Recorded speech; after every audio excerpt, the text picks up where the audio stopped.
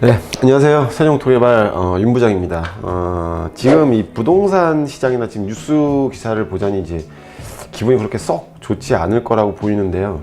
이 정말이지 이렇게 오락가락 정책을 펴고 있으니 더욱 분통을 터뜨릴 수밖에 없는데, 이 무엇보다 며칠 전에 이 기획재정부에서 내놓은 이 세법, 그러니까 후속 시행령 이 개정안 때문인데요. 언제는 임대사업자 등록을 하면 세금 혜택을 줄 테니까 장려할 때는 언제고, 얼마 되지도 않아서 이제는 너네들 등록했으니까 세금 내라 이렇게 하면서 180도 바뀐 정책을 펴고 있는데요.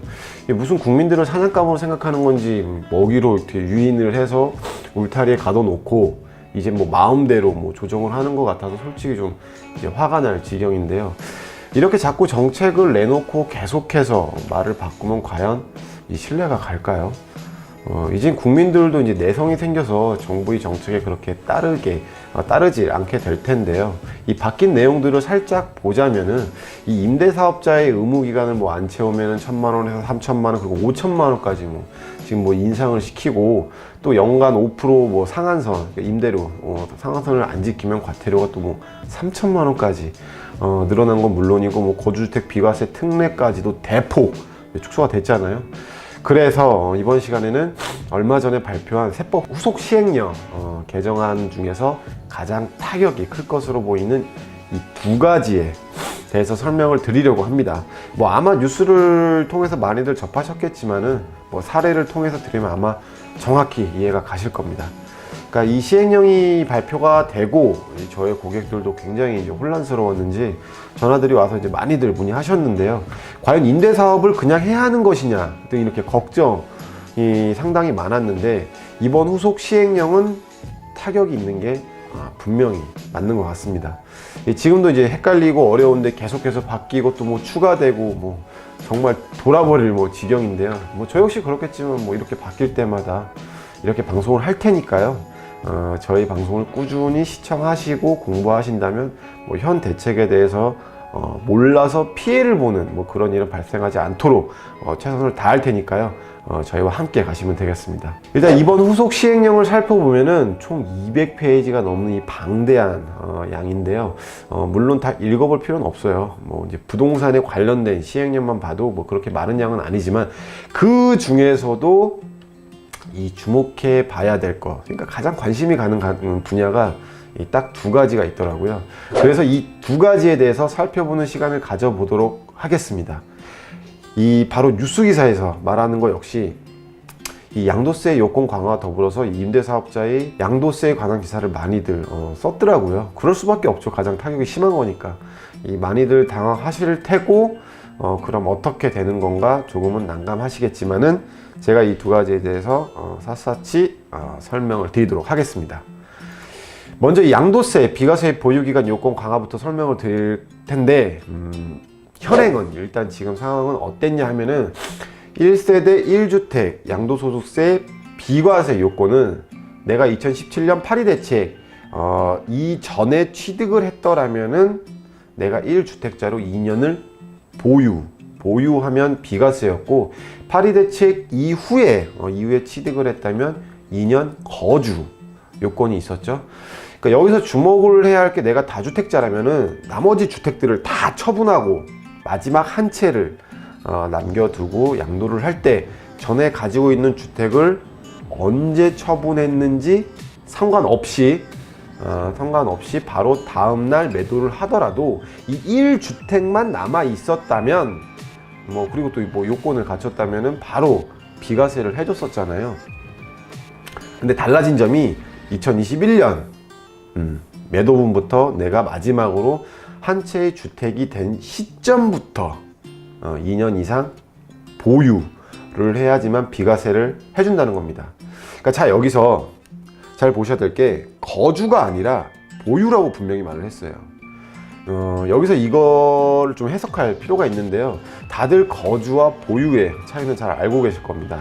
그러니까 파리 대책 이후에 취득을 했다면 2년 거주 요건을 갖춰야 하듯이, 이 요건은 그대로 가고, 거주 요건은 그대로 가고, 최종적으로 1주택이 된 시점부터 2년 이상 보유라는 말은 이 2년 거주 요건은 그 이전과 합산이라는 개념이 되는 것입니다. 이게 좀 어렵죠. 그러니까 즉 과거에 2년 거주를 했다면은 거주 요건을 채웠기 때문에 상관이 없다라는 거예요. 그러니까 잘 이해가 안 가실 수도 있으니까 제가 사례를 들어서 다시 설명을 해드리도록 하겠습니다. 먼저 여러분이 알고 계시는 이 지금 현행의 예를 들어보면은 이번 달에 거주 목적으로 A주택을 취득하고 거주를 하다가 바로 다음 달인 2월에 투자 목적으로 B주택을 더 구입했다고 칠게요. 그러다가 다음 해인 2020년 2월에 매도를 했다면 당연히 이건 과세를 했겠죠. 조정 대상 지역이라면 중과세를 했을 거고요. 그러고 난 후 1년 뒤인 2021년 2월에 거주주택이었던 A주택을 팔았다면 2년 거주 요건을 채웠으니 1주택 비과세를 받았겠죠. 이 2년의 거주 요건 시작 시점이 다른 주택들과 상관없이 매도할 주택의 취득 시점이 기준이 되는 겁니다. 하지만 이제 바뀔 이 시행령을 살펴보면은 똑같은 상황에서 A주택을 매도한다면 과세가 됩니다. 왜 그럴까요? 2년의 보유 요건인 이 시작 시점이 취득시가 아니라 1주택이 된 시점부터 2년이 돼야 하기 때문이죠. 여기서 1주택이 된 시점이 언제일까요, 그러면? 바로 B주택을 매도한 시점이 1주택이 된 시점이기 때문에 여기서부터 시작이 된다고 할 수가 있죠.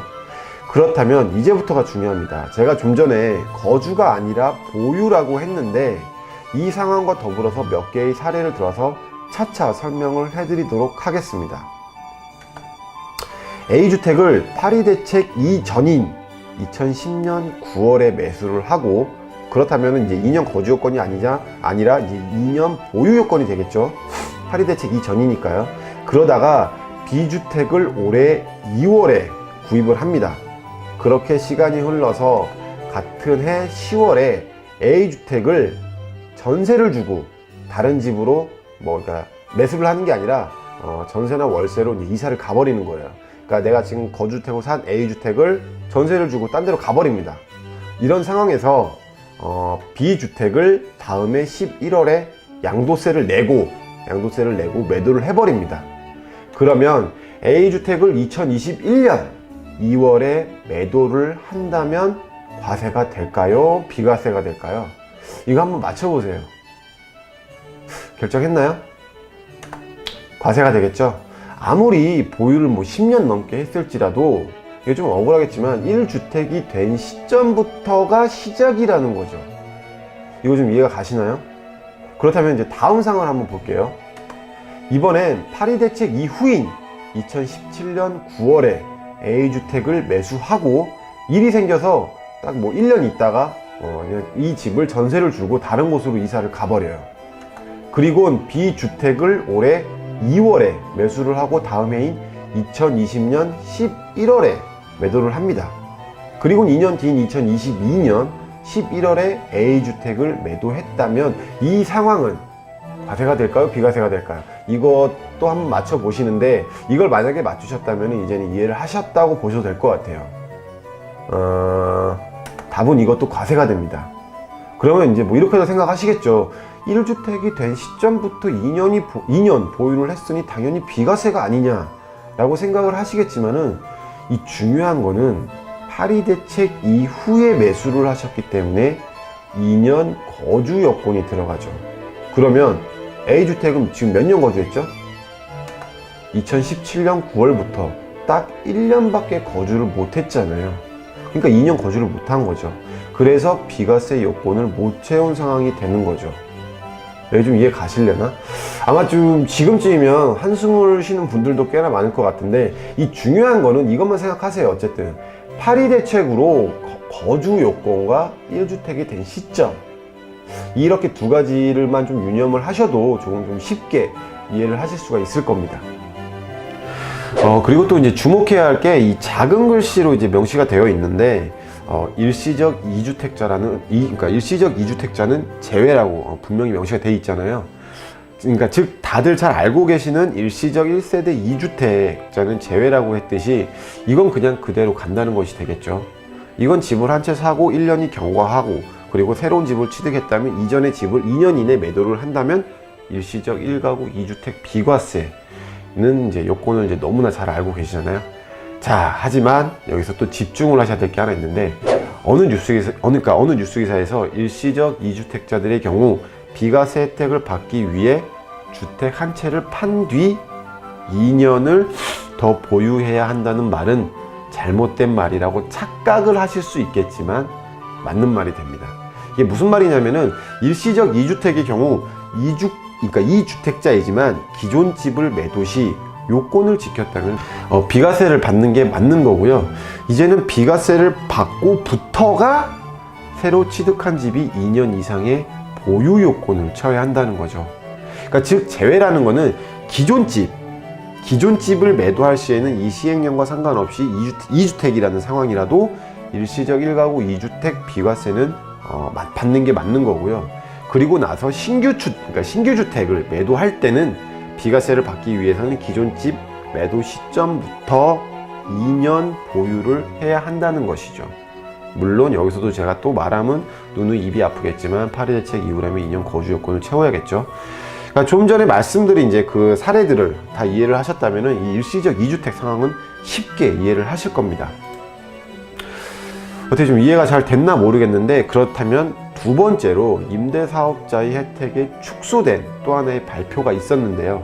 즉 임대사업자의 정말이지 진짜 큰 혜택 중에 하나였던 거주주택 비과세 특례 이제 축소에 대한 겁니다. 이제 내가 다주택자였다면은 살고 있는 집을 제외하고 나머지 주택을 죄다 임대사업을 해놓고 거주 요건을 갖춘 다음에 이 이제 거주집을 매도할 때 비과세를 받는 거였잖아요. 이번 개정에 따르면은 일단 거주주택의 거주 요건을 명확화와 더불어 비과세를 받을 수 있는 횟수를 제한하겠다는 건데, 이 보유기간 및 거주기간의 명확화란 저는 이게 당연한 건 줄 알았는데 좀 논란이 있었나 봐요. 그러니까 임차에서 살고 있다가 그 집을 매수를 해서 거주를 했다면은 이 임차기간은 거주기간에서 제외를 하겠다는 거죠. 저는 당연히 빼야 된다고 생각을 했지만 이렇게 명확하게 거론을 해주었네요. 여튼 이게 중요하다라고 지금 하기보다는 이제는 이 최초 주택에 대해서만 비과세라는 것이고, 거기다가 평생 1회 평생 1회만 받을 수 있다는 겁니다. 그러니까 영시행일 이후라고 하는데, 그럼 그게 언제부터냐 라고 궁금해 하실 건데, 다음 달인 2월부터라고 생각하시면 되겠습니다. 지금 이 시행령이 지금 말이 굉장히 많아요. 이제 임대주택자의 거주주택 비과세 특례를 1회로 제한한다는 게 지금 굉장히 말이 많은데, 지금 이제 청와대 국민청원에도 올라와 있다고 합니다. 그러니까 이걸 부당하다고 생각하시는 사람들은 같이 참여를 하시면 될 것 같습니다. 저 역시 참여를 하려고요. 솔직히 이게 말이 되는 법인가 싶어요. 이건 진짜 좀 한숨밖에 안 나고 어이가 없는 그런 법이니까 이건 진짜 말도 안 되는 거니까 좀 바뀌었으면 좋겠습니다. 여튼 간에 좀 진정하고, 이 임대주택 사업자 등록을 했더라도 자신이 정작 거주하는 주택은 하나잖아요. 8년이나 10년 동안 임대주택을 보유해야 하는데 이 기간 동안 집을 사지 말라는 것이 되는 건데요. 대체 이게 타당한 건지는 제가 봐서는 좀 아닌 것 같아요. 그렇다면은 다들 제일 궁금해 하시는 부분이 있을 텐데, 내가 임대사업자인데 과거에 거주주택 비과세 특례를 받았다면은 평생 1회라고 했으니까 앞으로는 못 받는 것이냐 라고 물음표가 당연히 생길 수밖에 없어요. 이 시행령을 잘 읽어보면은 솔직히 되게 헷갈려요.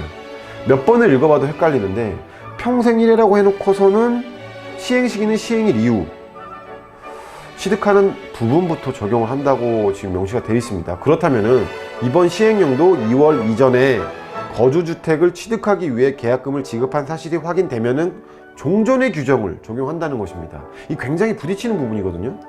평생 1회라는 부분과 시행일 이후에 적용한다는 거, 이게 지금 되게 부딪히는데, 그렇다면 전에 거주주택 비과세를 받고 나서 이번에 다시 거주주택을 취득하려고 1월 중에 계약금을 지급을 했다면 어떻게 될 것인가에 대한 궁금증이 저도 이제 굉장히 생기는데, 아무래도 형평성을 고려한다면은 이번 시행부터 시점이 돼야 된다고 생각을 하겠지만은 이건 좀 힘들 것으로 보입니다. 가장 정확한 거는 이 시행령 원문이 공포가 돼야 하는 거지만, 지금 내용으로는 아마 평생 1회로 초점을 맞추는 게 맞다고 보여집니다. 중요한 건 아직 특례를 안 받았다면은 이렇게 시행이 된다고 하니까 명심하셔야 될 부분이 되겠고요. 이렇게 가장 타격이 큰 두 가지를 이제 이렇게 살펴봤는데, 현 시점에서 임대사업자의 혜택이 점점 축소되고 있으니 아직 임대사업자 등록을 안 하신 분들이라면은 심히 고민해봐야 될 문제가 맞는 것 같고요.